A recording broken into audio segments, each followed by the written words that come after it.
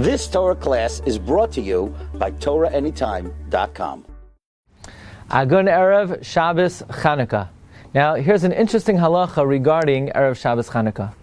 It is known, the Mishnah Berurah writes in Simon Tafra Reish Ayin Tes, he quotes the Achronim, and the Achronim that he quotes are the Shari Tshuva and the Pri Megadim, that it's nachayin l'chadchila, it's correct l'chadchila, sheyispalel mincha tchila v'achar kach yadlak, to first daven mincha and then to light the menorah. So now the first thing we have to know is, this is a l'chadchila, this is in an ideal world, to daven mincha and then to light. Now, it doesn't beat tefillah b'tzibur. In other words, if you're not going to be able to daven with a minyan, it is certainly better to light and then to daven with a minyan.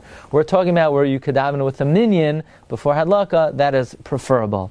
Now, it's only preferable if it's going to disrupt your whole family, so a person has to know when to adhere to a chumrah. Now, what's the reason for this chumrah? There are two reasons. One is brought in the Sharat Tzion. The Sharat Tzion writes that to light the menorah and then to daven mincha is somewhat of a tarti desasri.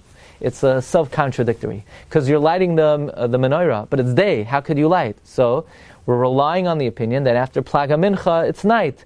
So by you lighting the menorah after plaga mincha, what you're saying is, I am establishing that this zman is night. Well, if you're establishing this zman is night, you can't daven mincha anymore. How do you establish the zman is nighttime and then daven mincha? It's a tarti desasri.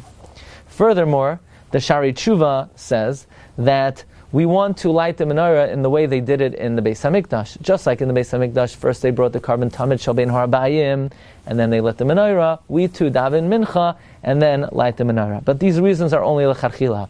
That it should be exactly parallel to the menorah in the Beis Hamikdash is a nice reason if one is able to fulfill that.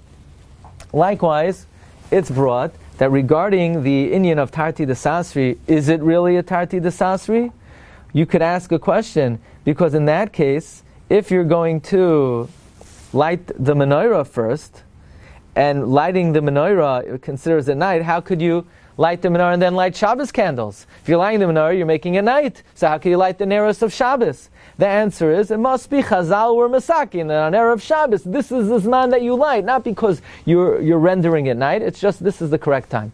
But, nevertheless, the poskim do bring down that in the ideal world, it is considered proper, if one is able, to daven mincha and then to light the candle. So everyone's welcome to come to our shul. We have a minyan at 2:30, and but if not, you're welcome to go to your shul if you're able to. Wishing everyone Freilichen, Erev, Shabbos, Chanukah, and Agun Chodesh. You've just experienced another Torah class brought to you by TorahAnytime.com.